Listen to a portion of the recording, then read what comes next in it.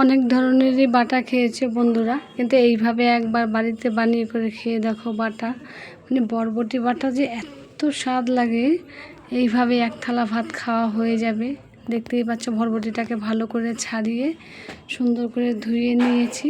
ধুয়ে নিয়ে ভেজে নিচ্ছি। কড়াতে তেল দিয়েছি, পেঁয়াজ দিলাম, কাঁচা লঙ্কা ভেঙে দিলাম, দিয়ে ভালো করে ওকে একটু নুন দিয়ে দিচ্ছি। ভালো করে নেড়ে চেড়ে একটু ভাজা ভাজা করে নিয়েছি। করে নিয়ে এবার নামিয়ে দিচ্ছি।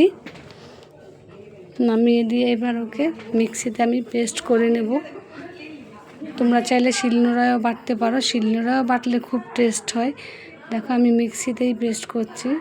কড়াতে তেল দিয়ে দিলাম, দিয়ে দিচ্ছি পেঁয়াজ কুচানো, দিয়ে দিচ্ছি লঙ্কার গুঁড়ো, হলুদ গুঁড়ো, কিছুটা নুন দিয়ে ভালো করে নেড়ে চেড়ে ভেজে নিলাম। ভেজে নিয়ে পেস্টটা দিয়ে দিচ্ছি।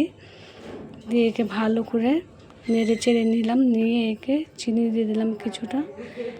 চিনি দিয়ে ভালো করে নেড়ে চেড়ে নিলাম। চিনিটা না দিলে নয়, চিনিটা দিতেই হবে। আর এত দারুণ হয়েছে, অপূর্ব হয়েছে খেতে। দেখতেই পাচ্ছ, এই দিয়ে এক থালা ভাত আমার খাওয়া হয়ে গেছে। দেখো বন্ধুরা, তার সঙ্গে এক পিস লেবু নিয়েছি। লেবুটা দিয়ে এত দারুণ হয়েছে খেতে, দেখো অসাধারণ হয়েছে খেতে। আমার মেয়ে বলছে, বাহ মা খুব সুন্দর হয়েছে তো বাটাটা। আমার ভিডিওটি যদি ভালো লাগে বন্ধুরা, অবশ্যই লাইক কমেন্ট শেয়ার করে আমার পাশে থেকো। দেখতেই পাচ্ছ বাটাটা একবার করে খেয়েছি, কিন্তু এত অসাধারণ হয়েছে।